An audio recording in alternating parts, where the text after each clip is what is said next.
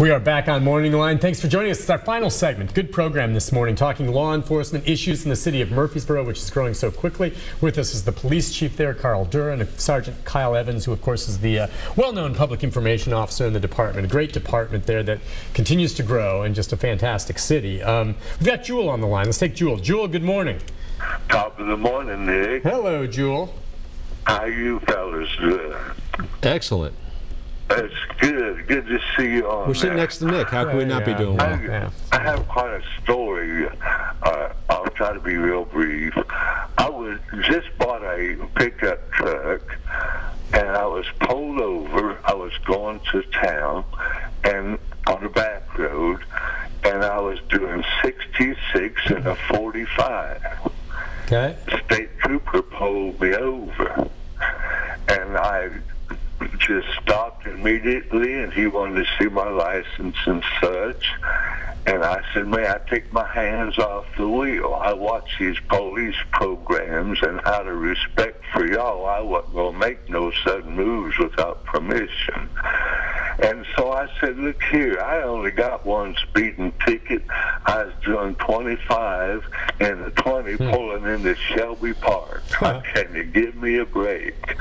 So he went, he said, let me check your record. And he came back, and he said, I ain't never seen nothing like this.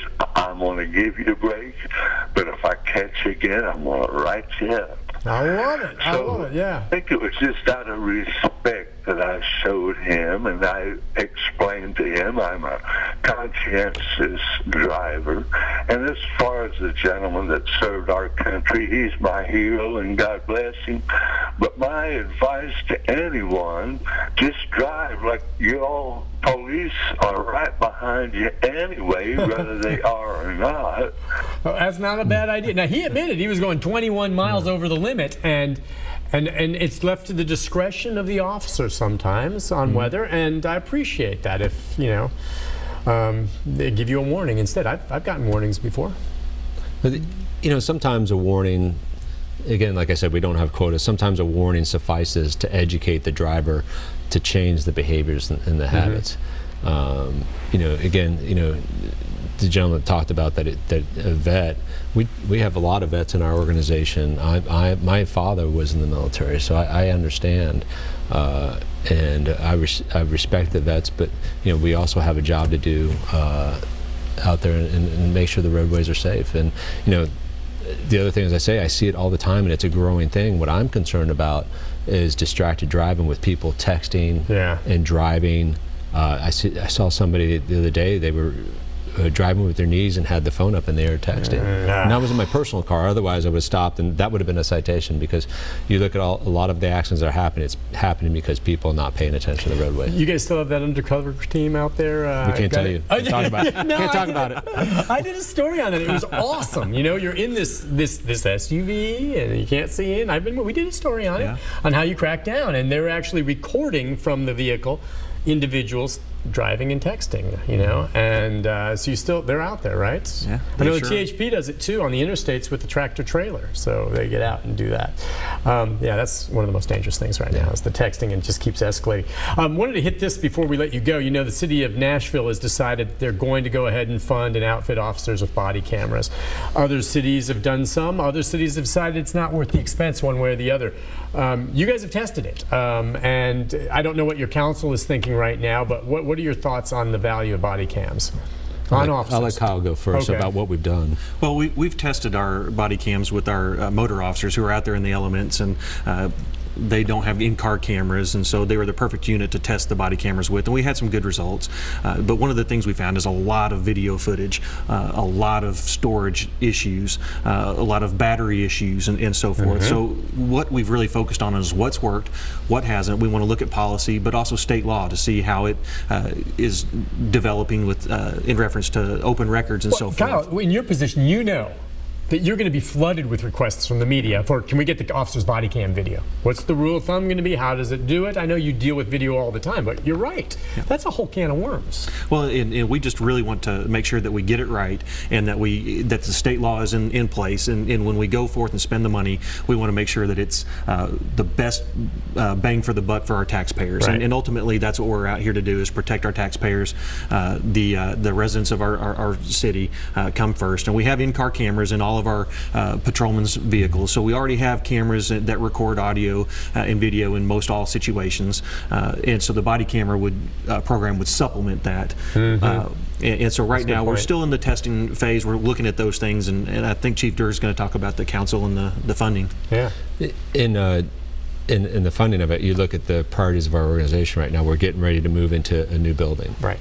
Which is what's the deadline for that? When will you guys be moving? December. Wow. Should we send you an invite? I want to come. Okay. All right. So there's costs there. We got to. I mean, it's going through all these meetings. There's furniture costs. There's the cost of equipment. So that's a priority. Getting our fleet of vehicles updated. That's a priority. We have other things that are priorities, like upgrading our vests for our officers and giving them additional equipment. At the same time, we're modernizing our existing in-car video. So those are all costs that are priorities that would be over a body camera at this time, because you only have certain limited funds. The other thing is looking at the technology itself. It's emerging, even though it's advanced now. But what I see in the future of body cameras, that there's an integration of the body camera with your in-car video, because I think law enforcement agencies that are trying to replace their in-car video is going to miss something. They're going to have to revert back to it. So I look at it as an enhancement and another focal point, another vantage point of what's going on, because the more cameras you have on scene, the better perspective you have of a situation. Just a single camera does not give you the total picture. You should know that from being in the news. Absolutely. So I've seen misleading single things that look one thing and we find out later it's completely different. And the camera doesn't really tell the whole story. When we look at things going on nationally, I tell people that doesn't tell the whole story. There's other pieces of information, other perspectives that tell the whole story. Is it your belief, however, though, that having a camera, the more the better, that not only can it protect the public, you know, under a circumstance if there's something wrong done, but false allegations made against officers,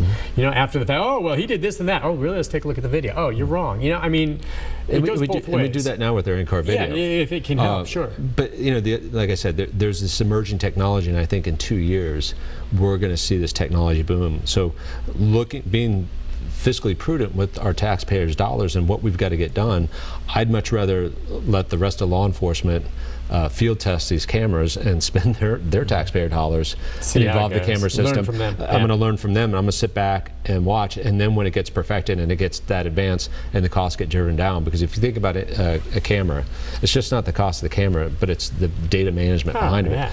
A camera and the data management costs roughly $1,100 annually per officer. Think about that. And then you've got to, once you produce those records and have those records, now you've got to manage storage. How many people do you need to hire? What are the downstream effects? What is the effect it has upon the district attorney's office having to produce all this video for the defense? So there's these downstream side effects that you have to have that you can bog the system down. It's amazing, because so many people just at first blush say, yeah, we want that right now. Fine, talk to me when they raise your taxes, okay? Is it worth it? Is it cost effective? I'm not saying it's not something that's a tool, but you gotta balance it. And that's what you do and what the council does every single day. I'm just curious, as we go to the break, either one of you, was there anything, when you talk about cutting edge technology, and I think that's it, anything else you saw at the Police Chiefs Association meeting over there in the room? Were there any new technology, any new better bulletproof vests, new weapons, anything that caught your eye that's like, wow, that's gonna be cool? There's a simulation program that it's got a full screen. Actually, it's a surround screen, and it's very realistic. It's something that I think we plan to put in our new police building. That's Chief Bowen's you're going to have to come through Chief Mike Bowen? Chief Mike Bowen. Chief Mike Bowen's on that? Is he bringing that in? I would like to. Can I try it? Maybe my Deputy Chief Mike Bowen can give you a personal tour of our simulator that's going to come on. And that's his project. Can I try the simulator? Yes. You have to ask Mike. I can't. You're his boss. Yeah, but you have to ask Mike. I'm going to tease you. Chief Mike Bowen, we'll ask him about it. But it is a simulator where you actually go in and it's in the squad car and it's simulating. No, it's a simulator room. Yeah, it's a whole room.